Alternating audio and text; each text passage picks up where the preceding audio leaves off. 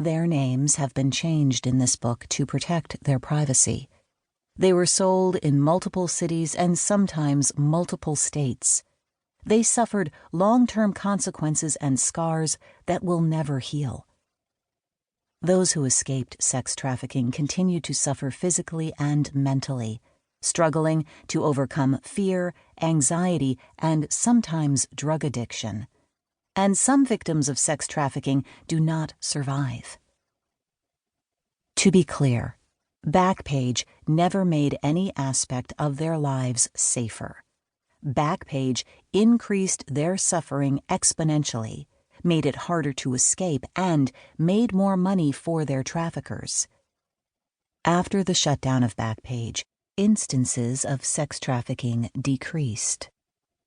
While other websites have emerged or expanded, there is no longer a centralized site where the sale of children is normalized. Those who choose to engage in commercial sex work are just as deserving of law enforcement protection as the countless victims who are trapped in it.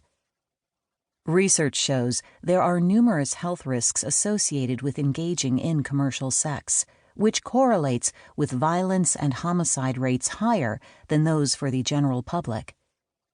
Sex workers should not be stigmatized, ignored, or deterred from seeking justice. But that is a different book.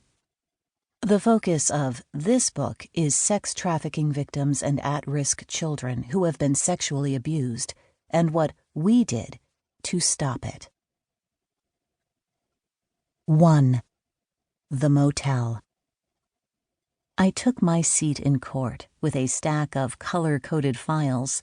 Each one contained a police report, a rap sheet, and a complaint charging the defendant with violating some specific section of the California Penal Code. Green files were DUIs.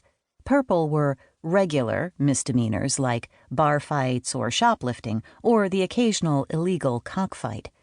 Red were domestic violence.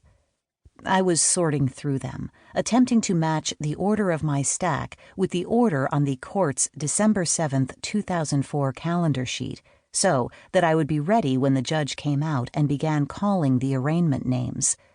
If he called a name and I was not ready with the file, he would become impatient and make a dramatic scene about having to wait for me. The court's calendar was loosely alphabetical, except that there were add-ons. Add-ons were extra names that had been added to the end of the calendar. Half the calendar turned out to be the extra names, so there I was, furiously sorting so that I would not be fumbling through folders when the judge came out of his chambers and took the bench. I was the prosecutor. My job was to seek justice on behalf of the people of the state of California, county of San Joaquin, and also to organize the color-coded files. Each of my files contained a story about a person who made a choice, or a series of choices, that resulted in harm to another person and a law being violated. My job was to ensure that the individual responsible for the crime was held accountable, to insist on fairness, and to empower the victim. Every morning, typically wearing a crisp-ironed white button-down shirt, a black skirt and jacket set, pearls, and heels, I kissed my boyfriend, Carrie Huxell, goodbye, and traveled about 50 miles through thick Central Valley fog from Sacramento to Stockton, San Joaquin County's seat. I was only 25 years old, but I was tasked with decisions that would impact people for the rest of their lives, and I was trying to look at least 30 while doing it. Just as I finished arranging the files, the judge took the bench. As the metal door on the side of the courtroom was closing, I saw a cluster of defendants in orange jumpsuits hovering by the door and peering into the courtroom. The bailiff now had to call them into the courtroom one at a time, in calendar order. After the bailiff and the court clerk consulted, the judge announced that he would be calling the in-custody female defendants first. This, of course, through my ordering system.